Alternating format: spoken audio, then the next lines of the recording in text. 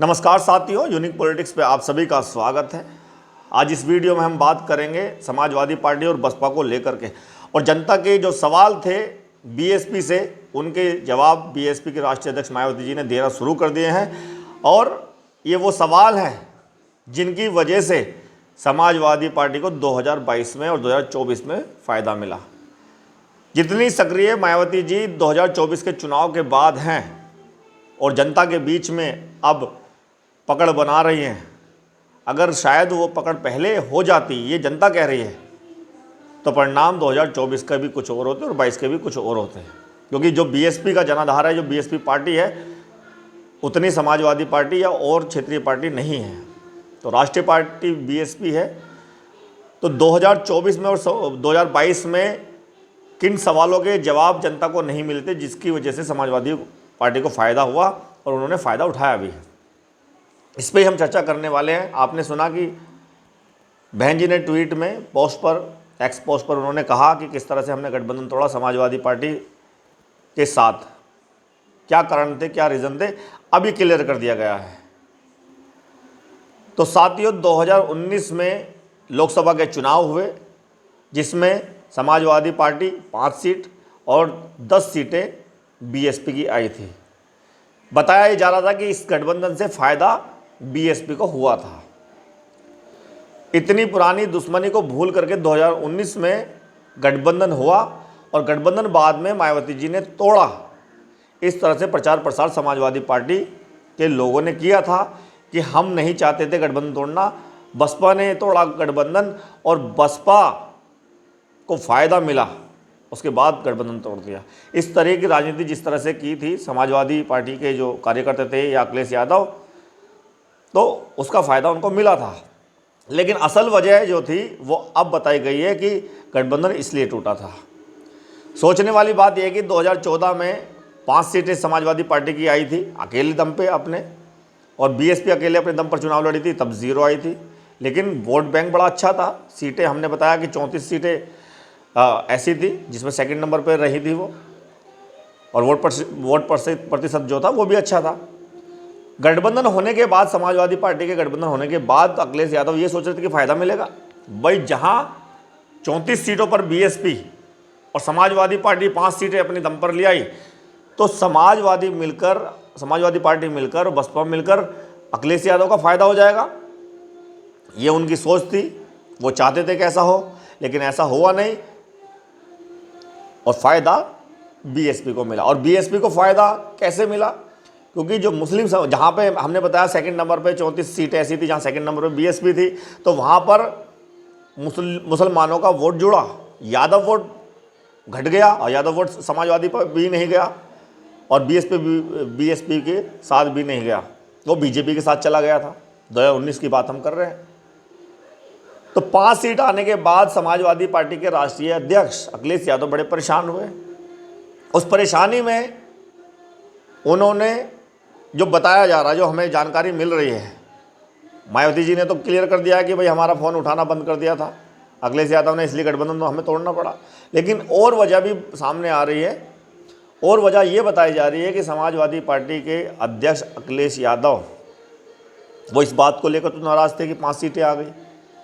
उसके बाद वो बीएसपी के जो बड़े नेता थे उनको अपने साथ जोड़ने की कोशिश कर रहे थे, उनको तोड़ने की कोशिश कर रहे थे। और ये बात कहीं ना कहीं सुप्रीमो मायावती जी, बीएसपी की सुप्रीमो मायावती जी, उनको पता चली और इस बात को लेकर उन्होंने चर्चा शायद करनी शुरू की उनसे, कि उनसे बात की जाइए क्या हो रहा है गठबंधन में रहते हुए। तो शायद तब फ़ोन नहीं उठाए गए और इसलिए गठबंधन तोड़ा गया। ये जानकारी है और यही कारण बड़ा है कि मायावती जी का फ़ोन जब नहीं उठाया गया तो गठबंधन तोड़ा गया। लेकिन गठबंधन तोड़ने पर यह बताया गया, ये फैलाया गया, गठबंधन तो मायावती जी की तरफ से टूटा गया है, हम तो नहीं चाहते थे, हम तो बसपा के साथ रहना चाहते थे, मायावती जी स्वार्थी निकली, 10 सीटें उनकी आ गई, उनको फ़ायदा मिल गया, फ़ायदा होने के बाद उन्होंने गठबंधन तोड़ दिया। इस तरह का प्रचार प्रसार चला जिसका फ़ायदा अखिलेश यादव का हुआ। थोड़ी कमियां हम कह सकते हैं सीधा कि बसपा की तरफ से ये रही कि सक्रिय जो थी वो कम रही। जितना सक्रिय बीएसपी को होना चाहिए था वो सक्रियता 2022 के चुनाव में और 24 के चुनाव में कम नज़र आई। बल्कि 24 के चुनाव में तो आई, 22 के में तो और कम थी। इसीलिए एक विधायक बीएसपी का आया था, लेकिन उसका फ़ायदा सीधा सीधा समाजवादी पार्टियों ने, पार्टी के जो कार्यकर्ता थे या समाजवादी पार्टी ने उठाया, अखिलेश यादव ने उठाया कि भाई हम तो साथ थे, हमारा गठबंधन था, हमने गठबंधन नहीं तोड़ा, तो उसका सीधा सीधा फ़ायदा मिला। और जनता इतनी, आप सभी जानते हैं कि पिछड़ी जाति के जो लोग हैं, दलित से जो आते हैं, वो इतना दिमाग नहीं लगाते, वो तो भावुक हो जाते हैं जरा सी बात सुन करके कि हाँ भाई ये बात सही कह रहे हैं, मायावती जी ने गठबंधन तोड़ लिया और मायावती जी तो अकेली है, अब वो आरएलडी के साथ भी गठबंधन से हैं, तो बीजेपी को हराने के लिए इनको वोट दे दें। तो 2022 में नुकसान हुआ बीएसपी को और समाजवादी पार्टी को इसका फ़ायदा मिल गया। 24 के चुनाव में भी यही चर्चा चली कि भाई 2019 में गठबंधन हुआ था, सारी दुश्मनी को भूल करके गठबंधन हुआ था, उसके बावजूद गठबंधन किसने तोड़ा? मायावती जी ने तोड़ा। गलती निकालने की कोशिश बीएसपी की गई, मायावती जी की गई, उसका फ़ायदा फिर 2024 में समाजवादी को पार्टी को मिला। और आपने सभी देखा। इसके बाद से जब 0 सीट आई और नुकसान हुआ, वोट प्रतिशत गिरा। सबसे बड़ी बात है कि वोट परसेंट कम हो गया, 10%। 2014 में 19% था, 10 साल बाद यानी 14 और 10 24 में 10% ही वोट परसेंट कम हो गया, यानी कि 9.5% वोट परसेंट बच गया। तो इसीलिए उसके बाद से बीएसपी के राष्ट्रीय अध्यक्ष मायावती सक्रिय रही और सारे सवालों का जवाब देना शुरू कर दिया। और कांग्रेस, बीजेपी, समाजवादी पार्टी तीनों पर बरकरार हमलावर हो चुकी हैं, लगातार उनके बारे में बोल रही हैं कि वो क्या चाहते हैं, क्या रणनीति है, क्या विचारधारा उनकी है। और बीएसपी की विचारधारा इनसे नहीं मिलती। बीएसपी संविधान से चलती है, ये संविधान के खिलाफ काम करते हैं, सबके बारे में बताया। ये आरक्षण विरोधी हैं, आज सबके बारे में खुलकर बीएसपी के राष्ट्रीय अध्यक्ष मायावती जी बता रहे हैं। तो जितनी सक्रिय आज वो हैं, इनका फ़ायदा मिलेगा, सीधी सी बात है। हरियाणा में चुनाव हो रहा है, इनेलो के साथ गठबंधन है, तो वहाँ फाइट दिखाई जा रही है बढ़िया। पहले भाजपा और कांग्रेस का बताया जाता, तीसरे नंबर पर या त्रिकोणीय मुकाबले में बताया जा रहा था कि इनेलो गठबंधन आ गया है। लेकिन अब ये बताया जा रहा है कि भाजपा बाहर हो गई है, भाजपा के लोग विरोध में हैं वहाँ पर, और अब इनेलो गठबंधन, इसमें बसपा भी शामिल है, और कांग्रेस इनके बीच में टक्कर रह सकती है वहाँ, और फ़ायदा बीएसपी को होने वाला है। तो सक्रियता का फ़ायदा इतना अब हो रहा है। लोगों का मानना है कि चलो ये खुशी है कि अब मायावती जी सक्रिय हैं, सारी चीज़ें कर रही हैं, अगर इससे पहले भी थोड़ा सा और एक्टिव हो जाती तो 2024 में भी परिणाम कुछ और होते हैं। अकेले भी, अपने दम पर भी, अगर वो अकेले भी चुनाव लड़ती है और इतनी सक्रिय रहती तो शायद और परिणाम अच्छे हो सकते थे। चलिए कोई बात नहीं, समय बदलता रहता है। कुछ पार्टियां पहले कम सीटों पर थी, उतार चढ़ाव चलते रहते हैं, आप सभी जानते हैं, लेकिन अब अच्छा चल रहा है, बीएसपी के लिए अच्छा है, और बीएसपी आने वाले समय में अपना अच्छा प्रदर्शन कर सकती है। वोट परसेंट तो बढ़ेगा ही बढ़ेगा, सीटें भी आ सकती है, और शायद अभी 8 अक्टूबर में अब रिजल्ट आना है उसका, हरियाणा चुनाव का, तो वहाँ का परिणाम से पता चल जाएगा कि बीएसपी मजबूत हो रही है। तो समाजवादी पार्टी अखिलेश यादव पर बुरी तरह से हमलावर है मायावती जी, और कांग्रेस पर हमलावर है, बीजेपी पे हमलावर है। इनकी विचारधारा को बताने की कोशिश कर रही हैं। क्या क्या किया है अखिलेश यादव ने बीएसपी को कमज़ोर करने के लिए, और सीधी बात है, हम तो पहले से भी बता रहे हैं कि फ़ायदा अखिलेश यादव जी ने किस तरह से लिया। 2019 के चुनाव के बाद जब गठबंधन मायावती जी ने तोड़ा, तो मायावती जी तो शायद अखिलेश यादव पर बोली, क्योंकि भाई जिसके पास वोट परसेंट जाएगा, बीएसपी का वोट जिसके पास जाएगा, तो उससे वापस लाने के लिए तो उसके खिलाफ भी बोलना पड़ेगा। लेकिन अखिलेश यादव जी ने ऐसी रणनीति बनाई या ऐसी राजनीति की कि बीएसपी के खिलाफ बोलना ही नहीं, मायावती जी के खिलाफ बोलना ही नहीं, उनके वोटर हमें वोट दे देंगे अपने आप। ये तो सीधे साधे लोग हैं, थोड़ी सी तारीफ भी कर दोगे मायावती जी की तो हमें वोट मिल जाएगा।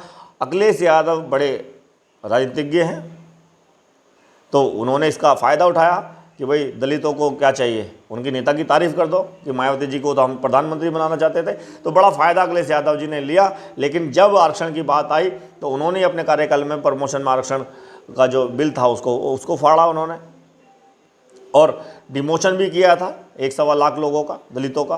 तो सारी की सारी चीज़ें हैं कि बीएसपी के जो वोटर्स हैं, दलित हैं, उनके तो खिलाफ भी समाजवादी पार्टी हमेशा से रही, लेकिन वो सीधे साधे लोग हैं, उनका फ़ायदा उठाने के लिए मायावती जी की तारीफ भी उन्होंने कई बार की, और उनके खिलाफ नहीं बोलना, मायावती जी के खिलाफ नहीं बोले वो, तो उसका फ़ायदा उनको मिला।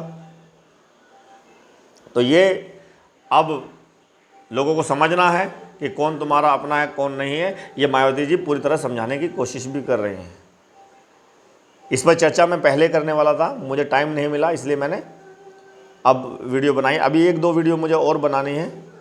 बहुत सारी चर्चाएं हैं चंद्रशेखर को लेकर भी, किस तरह से चंद्रशेखर आज़ाद ने 21 तारीख में जब वो फ्लॉप रहे, मायावती जी ने जिस तरह से ऐलान किया था और जिस तरह से भूमिका SC/ST कानून को लेकर, SC/ST के कानून को लेकर, उसमें क्रीमी लेयर वर्गीकरण को लेकर के जो मायावती जी का स्टैंड रहा, उसमें वो सबसे ज़्यादा आगे रही। BSP के ही पूरे देश में झंडे दिखाई दिए, उससे सारी पार्टियां परेशान थी, चंद्रशेखर सबसे ज़्यादा परेशान थे। तो अपने आप को अलग दिखाने के लिए उन्होंने 11 तारीख में एक रैली की, प्रदर्शन नहीं, एक रैली की एक तरह से। तो चंद्रशेखर के बारे में हम बात करेंगे इस चीज़ को लेकर के। अभी के लिए बहुत बहुत धन्यवाद, नमस्कार।